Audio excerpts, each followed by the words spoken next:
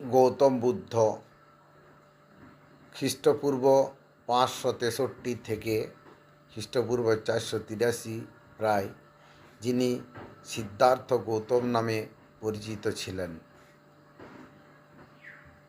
বৌদ্ধ ধর্মের প্রতিষ্ঠাতা এবং মানব ইতিহাসের অন্যতম মহান আধ্যাত্মিক শিক্ষক।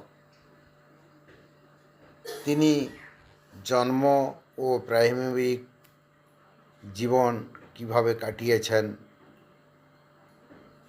জন্মস্থান লুম্বিনী, বর্তমানে নেপালে। পিতার নাম রাজা শুদ্ধোধন, মাতার নাম রানী মায়াদেবী। জাতিতে তিনি ক্ষত্রিয়। তিনি রাজ পরিবারে জন্মগ্রহণ করেও জীবনে দুঃখ কষ্ট দেখে গভীরভাবে প্রভাবিত হয়েছিলেন। তিনি ত্যাগ এবং বোধিলাভ করেছিলেন।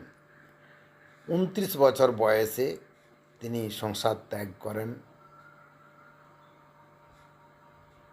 মহাবিনিয়ক্রমণ করেন, অর্থাৎ সত্যের সন্ধানে বেরিয়ে পড়েন। তিনি বহু বছর কঠোর তপস্যা করেন এবং অবশেষে বোধ গুহায় বোধিবৃক্ষের নিচে গভীর ধ্যানে বসে জ্ঞানপ্রাপ্ত বুদ্ধ হন। শেষ মুহূর্ত থেকে তিনি গৌতম বুদ্ধ নামে পরিচিত হন। তিনি ধর্মপ্রচার করেছেন। সেই ধর্মপ্রচার তিনি জীবনের বাকি সময় কাটিয়েছেন করুণা, অহিংসা, সততা, মধ্যমার্গের শিক্ষা প্রচারে। তার প্রথম ধর্ম দেশনা দেন সারনাথে, যা ধর্মচক্র প্রবর্তন নামে পরিচিত। তার অনুসারীরা তাকে তথাগত ও সাক্ষ্যমণি নামেও ডাকতেন। তিনি যে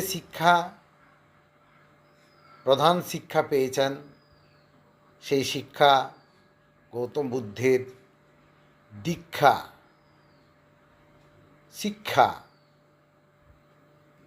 মূলত 4টি আর্য সত্য ও অষ্টাঙ্গিক মার্গকে ঘিরে। জীবন দুঃখময়, দুঃখের কারণ তৃষ্ণা, দুঃখের নিরোধ সম্ভব, দুঃখ নিরোধের উপায় অষ্টাঙ্গিক মার্গ, পরিনির্বাণ। 80 বছর বয়সে তিনি কুশীনগরে পরিনির্বাণ লাভ করেন। তার মৃত্যুর পর তার অনুসারীরা তার শিক্ষা সংরক্ষণ করে ত্রিপিটক গ্রন্থে লিপিবদ্ধ করেন। ভিডিওটি ভালো লাগলে সাবস্ক্রাইব করবেন। ধন্যবাদ।